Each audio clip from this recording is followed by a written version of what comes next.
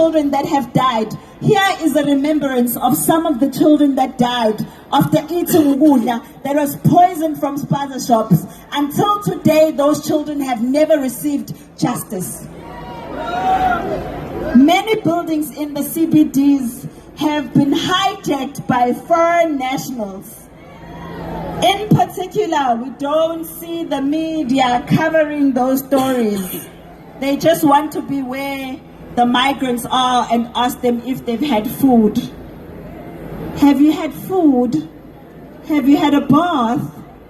When we have serious issues going on in our country, buildings are being hijacked and taken over. So these buildings are taken over by Nigerians in particular.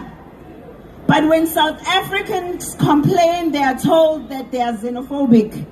When will the government listen to us, talk to us, and not go on TV to threaten us? Today, we do not have DJ Warris, who is also on my t-shirt here.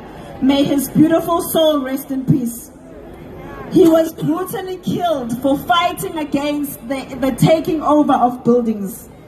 When will the world and the media tell everyone about Amazamazama that have displaced many families, terrorizing them and making them leave their communities because of illegal mining?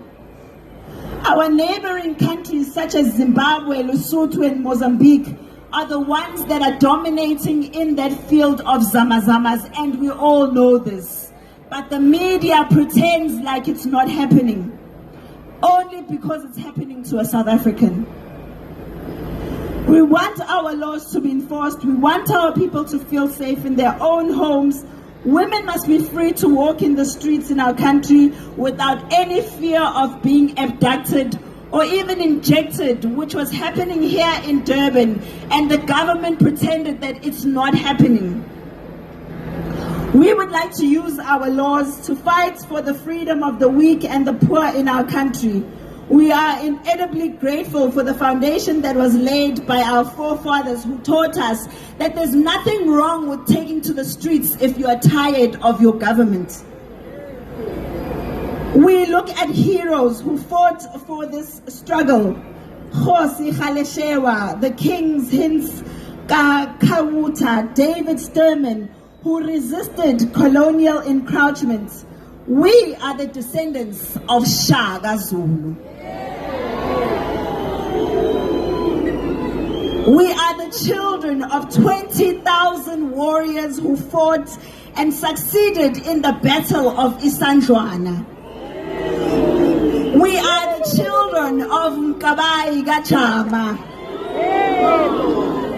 And we borrow the tenacity of Chief Makoma, who spearheaded the Cape Frontier Wars against the British Empire in Amatole.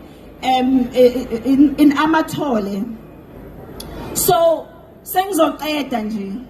while we stand in the shoulders of such giants, we must be mindful of what we have to do to work for ourselves. We say so because Karl Marx reminds us that history does nothing. It does not possess immense riches. It does not fight battles. It is men, real men, living, who do all of this. Today we once again want to tell the President of South Africa, President Cyril Ramaphosa, that we want to know the risks that are associated with illegal migration, and we want the whole nation to be made aware of this. We want our borders to stop operating at 25% capacity, because currently in South Africa, 75% of our borders are wide open. We want the government to therefore increase the allocation for the BMA. We want our borders to be secured, whether you install a fence or a wall, but it's time now that we protect ourselves.